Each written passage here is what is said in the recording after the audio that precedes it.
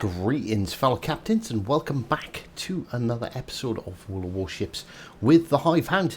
And today we're going to have our very first look at USS Sims, the brand new Tier 6 destroyer that has been released today, this morning, on the 22nd of February. So, this is the Sims completely naked, so we know exactly what we're getting at. Let's look at the overview first of all here. So we'll check out, so it has extended smoke, increased smoke screen duration, nimble aim, above average main battery traverse speed, giving it the edge in close quarters combat, sluggish shot, difficult to aim at long distance as the trajectory allows for effective fire over cover. The Sims is a well-armed, high-speed destroyer with excellent manoeuvrability, high rate of fire, excellent aiming speed, and her dual-purpose artillery mounts ensure good firepower and effective AA defences for her time. So, this could be quite interesting, particularly when carriers make it into our full match. So, let's have a look at her armour. Aft armour, in all fairness, right, let's knock all these off so we can have a look at the bow plating. 16mm. That's pretty good for a destroyer. Conning tower is 10 to 19mm. Not bad at all. 20mm plating pretty much all around on the guns, but what do you expect? It is a destroyer. Where's the side plating? There we go. Well, forgetting we don't have citadels here, and 10mm, and what's that? 16mm for the 16mm for the sides. You know what? That is actually pretty good. Bear with me a second. Let me just bring the old calculator up. So 16 times by 14.3. If I remember rightly. Not 41.3, Hive 14.3. Every 16mm times by 14.3 equals 228mm you can bow tank. So yeah, every cruiser that you're going to see, apart from maybe the Alaska, the Siegfried, and the Azuma, if they fire armor piercing at you, you can just bow tank them, which is quite nice for a destroyer. So we're definitely not going to grumble at that at all. Right, let's have a look at base stats. 1380 hit points. You know, yeah, what you expect. It's a destroyer. Firing range 10.8, base reload of 3.3 seconds. That's pretty disgusting. And a 5.3 seconds 180 degree turret traverse speed. Maximum HE shell damage 1800 and 2100 for the AP shells. 5% fire chance. I'm sure we can do something about that. Torpedoes. Right, okay. So this is, to me, honestly, this is looking like a tier 6 Farragut, which is good. I like that. So we've got 5.5 kilometer torpedo range, 65 knot speed, 11,600 damage. So you know, this is a gunboat, ladies and gentlemen. I don't care what anyone else says. It's 100% a gunboat.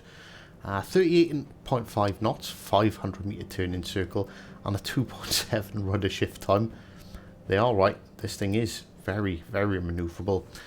Base detection range. Obviously, this is base detection range. We'll have a look. We'll revisit these stats in a minute. So base detection range is 6.8 kilometers, 10.8 whilst firing its guns. Yeah, we won't worry about the air so much for the moment. Let's have a look at this extended smoke screen. So it runs for 27 seconds. Has a dispersion time of 121 seconds and 2 consumables. Is that extended, or is that just pretty much what we expect from American destroyers. It's a 2-minute smoke and it's that 4-minute cooldown. 2 consumables. Obviously, you get a speed boost that gives you plus 8%. So right, okay. Let's pop the good old Sims flag on there. It's a premium ship, so it comes with its own camo. Yeah, we'll just increase its movement speed slightly. I won't bother putting any other boosters on it. Right, okay, so let's have a look at what upgrades are available. Right, you know what? Dispersion of main battery, torpedo traverse, secondary firing range, dispersion of secondary battery. We don't want to slow down the reload time. Sorry, min mod 1, I definitely think is going to be a good call. Are we going to need steering gear? Like, honestly, like, it's got a 2.7 rudder shift time anyway. Let's see, is there a steering gear? There is a steering gear mod 3. Now, let's pop the concealment mod on it, because you want to be getting up close and personal. I don't think, is 20% to steering gear actually going to give us anything? 2.1 seconds, like, really, is that going to make a difference over propulsion mod or damage control? I honestly feel like you're going to want to run damage control, because you are a knife fighter. You are going to want to be getting in there and duking it out. Right, okay, so we do have options to turn this into a bit more of a torpedo boat, so you can reduce your reload time whilst drastically reducing your damage, taking your maximum damage down to 8,500, but giving you 9.2 kilometers at 49 knots. Isn't that quite similar to the Monaghan's torps? What am I talking about? They're absolutely nothing like the Monaghan torps. The Monaghan has the long range, basically has the Fletcher torps, doesn't it? So you've basically got 2 choices for torpedoes. Right, you can either run, you know, basically a tier 6 Farragut and keep the short 5.5 kilometer fast torps, or these torps definitely have a place. I think these could be used predominantly more for aerial denial, especially with them having such a quick reload. That's 72 seconds or just over a minute, and that's without us putting any sort of commander or any sort of build on. So let's have a look at the commander, shall we? Right, we've got a choice between well, I've got a choice really between Halsey and Arleigh Burke. Arleigh Burke's definitely more towards a is that towards a let's have a look. Let's go to Halsey first. Right, okay, so we've got Bay and Sword Sticky, which is my general torpedo, a general boat setup, because, you know, you want as little detection as possible, because, you know, you want to be spotting for your team and you want to be getting in close. Destroyers AP shell damage. Yep, happy with that. Contact is imminent. This isn't a torpedo boat, so no, we don't want that. Observant Rage, reload of destroyers main guns. Yes, 100%. Mortar might be a good shot. Might be a good call. It is going to affect your detectability. It's basically going to negate everything these guys do. But increasing your damage by 10% on a fast firing destroyer could be a good call, especially if you pair that up with twist and track. We could go for 1,000 cuts, but it's so low that the difference 4% on like 3.5 seconds with already a -8% currently on my build I don't think it's going to be worth it, but we are going to get another buff to the turret traverse speeds. Smoke on the water, smoke screen dispersion time and deployment time increases. Yeah, and unstoppable. Unstoppable is just the should. It's the should be perk for any destroyer really, because there's nothing worse than getting your engine knocked out and sitting there like a lame duck and getting deleted really, really quickly. So William Halsey looks pretty good to me at the moment. Well, let's check out Mr. Burke. Sure shock, shell grouping of destroyers main guns. Also could be a pretty powerful perk for a gunboat. This isn't a torpedo boat, so I'd probably switch to quick fix to reduce our incoming splash damage. Look at me now, or flank speed. I'd go for look at me now. Keep your detectability range nice and low. What have I got on here? 1,000 cuts. It's not a torpedo boat, so we ignore torpedoes. Glass cannon. Glass cannon could be good. It depends on how accurate they are. Anyway, we need to play the ship a little. So I think 1,000 cuts on this build would be the right way to go. And we'd go for smoke screen, I think. Sidestep. Sidestep could be... Oh, it's difficult. It is difficult thinking about how to build these ships. Yeah, no, I think we'll stick with sidestep for this build, and we can compare the two. And does that give us increased fire chance, but reduces? Nah. But I'm feeling Halsey. I'm feeling Halsey at the moment for sure. Right, okay, so let's check out the ship now that we've added our modifications and we've built it to my playstyle. So artillery wise, our reload is down to 3.1 seconds. We could reduce that even more, but honestly I don't think it's worth it. Torpedoes, our torpedoes have pretty much stayed unchanged, but our maximum speed is now up to, well, alright, let's call it 40 knots, and we've actually slowed our rudder shift time to 3 seconds and brought our detectability down to 5.2. How have we reduced the rudder shift time? Observant range. Observant range. Reducing the main battery at slowing the rudder shift. Okay, fair enough. Can't complain that. And wrong button. Let's stick Arleigh Burke on, and let's see what kind of gunboat Arleigh Burke will give us exactly.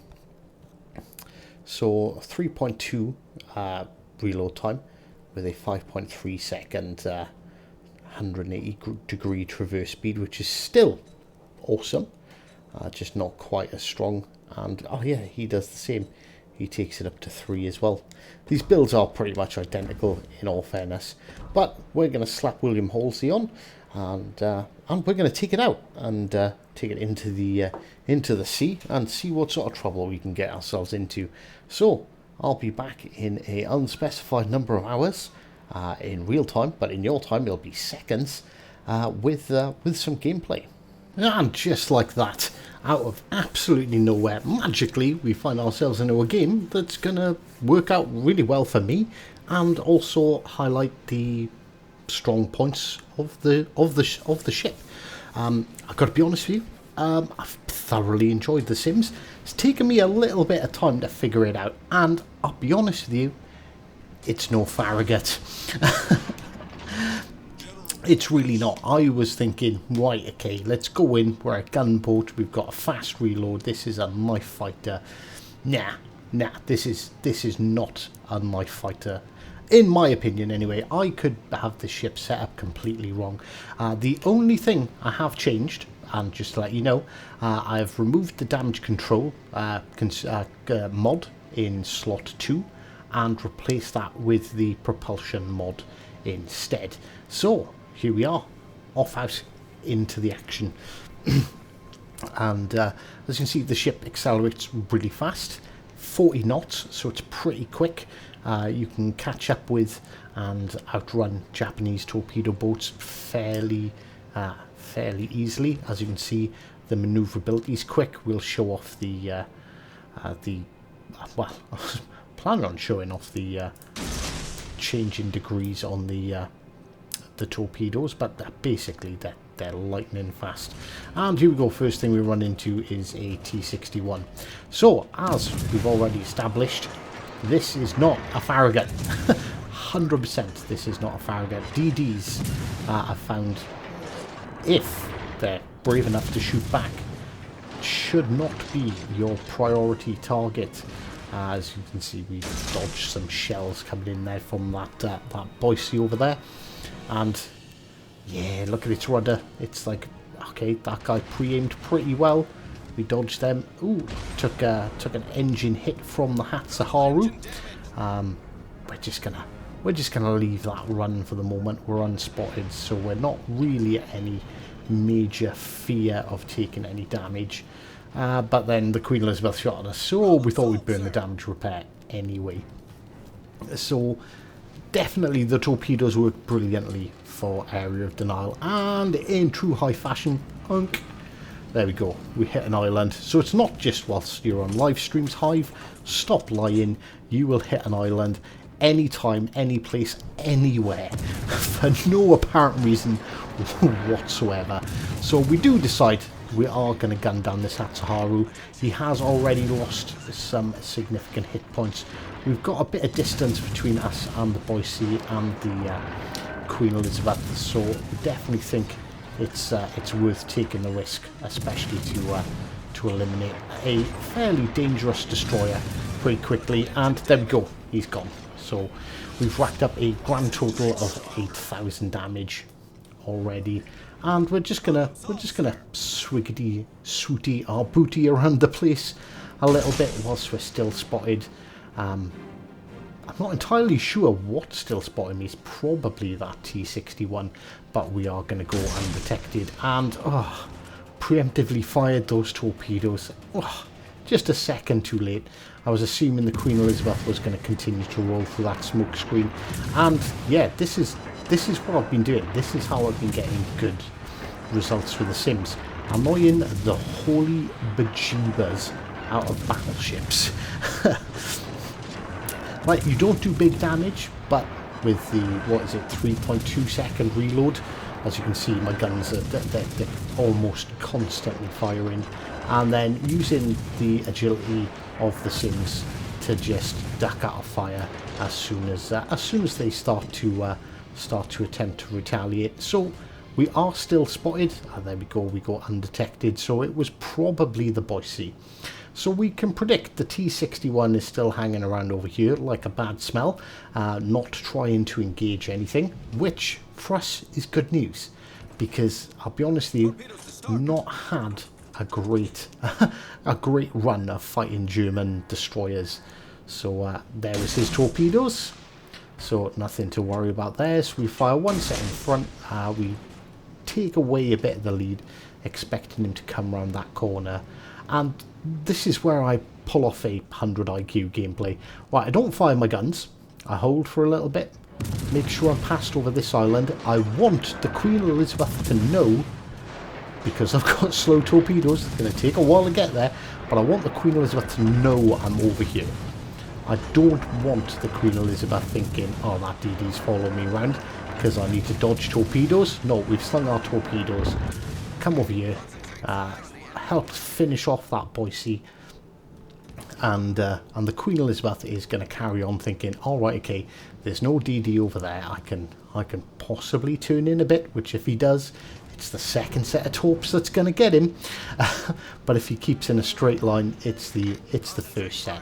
So we've got a nice spread. So the one from the first set catch him, 2, 3, another 2 then from the second set, scoring us a nice little bit of extra damage there, taking us up to 37,000 already. And you know, you do understand, people do need to understand that I've played this ship for a couple of hours. I am by no means an expert at it. I am by no means telling you this is how to play it. This is the best way. This is just what I figured out in a very short period of time. This is, you know, this is a sort of a first impressions. So there we go. And again, off with harassing the battleship. So we've got a fire. Yes, you're not doing much damage, but every little helps. It slowly starts to tick up. We've already got 3,000 damage since we started opening our guns up, and because we just fire so much, it's 4,000, 5,000 damage. And then we go 6,000 damage. So it tots up pretty quickly, and he's just about to escape our range. And boom, there we go. He's gone. He's dead with the fire. And right, okay. Well, we're spotted. It's definitely the T-61. The T-61 is still floating about. Obviously, we've gone for twist and track because that lets us know, you know, where the nearest enemy is, where we're likely to be engaged from. Also lets us push around corners as well, and gives us, you know, indication to whether or not there is anything there. So, right, okay, back to harassing with our guns. It is then. So this California. Part of me thought, hang on a second, is this guy AFK? Because, you know, that looks like a spawn point. You know, that's where you spawn. Are we just going to be able to farm this guy? But if you notice, his guns do start turning, and he is going to take a shot at us. But we're kind of expecting it, so we're preparing to make ourselves as small as possible. So we turn into them, and yeah, we take minimum damage. And we've already scored 8,000 damage against him. So we're gonna fire our torpedoes. Yeah, I don't know. Is he a new player? It's California. You've got to have done a bureau mission to get this ship. I'm not going to complain. It's almost free damage. Not quite, just almost free damage. And yeah, we check our torpedo indicator, and yes, he has decided to start moving. And like I said, you know, we're not doing anything.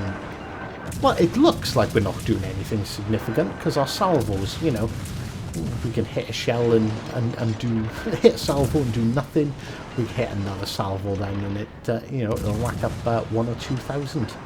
But it's just the sheer fire rate and the fact that the guns switch around so fast that you can make these manoeuvres. And well, there we go. T-61 is spotted, and already our guns are flipping around.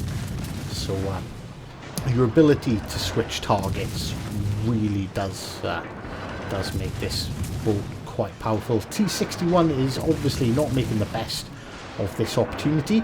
I didn't particularly want to engage him, and then of course the California does make a move, and because I'm not focused on him, I'm focused on the T-61. It hurts, it really does. But our plan is, we've got 30 seconds before that California reloads, so we want to make as much of a mess of this T-61 as we possibly can. So we're getting close to the California being reloaded. There we go. He's reloaded. Oof! Oh, we timed that just about right. And yeah, look at the speed of the torpedoes flip around. We give him a little bit more lead because he's accelerating forward. And the California is not really known for its acceleration. So there we go. We score another fire. As you can see, we're not really racking up much damage. We've pretty much saturated his superstructure. As you can see, it's all burned. It's all black. And yeah. Oof. It catches us again, knocks out our engine, but it's alright. We've got 3 torpedoes out of the 4 from the second salvo that's going to hit him. Most of them in the belt, but now we have got flooding as well because he burnt his damage control on the fire. So we're going to start backing up and moving forward and just reducing his impact. We switched to armor piercing just because we want to see what armor piercing does, and unfortunately our teammate finishes him off. So we don't really get to see how effective. Honestly, the armor piercing works reasonably well. against broadside destroyers. I know we're sort of programmed to go always fire HE, but if they're broadside, you can get better salvos with the armor piercing, or at least I found I can get better salvos with my armor piercing with this build. Part of me feels like it could do with a little bit of an accuracy buff. You know, we can do that with commanders if we're willing to sacrifice some of our concealment. And in all fairness, it's pretty boring from here on out, so I'm going to cut it there and we'll go straight to the end results page. 4, 3, 2, 1, da-da, game over. Ha, the magic of editing. Right, so there we go. So just after a couple of hours, it's 100,000 damage, 231 hits, 4 fires, 3 destroys, 6 torpedo hits, 3 flooding, and a base capture. Nets us 2,500 base XP and almost 500,000 credits with no credit boosters, although I am running a premium account. So the Sims, yeah, it's not bad. It's a fun boat. It definitely does what a premium ship is meant to do, and that's to give you a different style of play. So it's not a Benham because it's got slower torps and better guns. It's not a Kid because it has less guns but better torpedoes. So I think it's earned its right. It's very good at flanking. Torpedoes are purely for aerial of denial. If you get torpedo hits, bonuses. If you don't, well, don't cry about it. There's not much anyone can do about that. But its guns, just with that high rate of fire, you can see it just constantly ticks over damage after damage after damage. And if you can position yourself right on a smoke screen, I expect to see, you know, 150,000 game plus, 150,000 damage plus games in this little gunboat very soon. So I hope you enjoyed today's video. If you did, don't forget to punch that like button, subscribe if you haven't already, and as always, until next time, take care.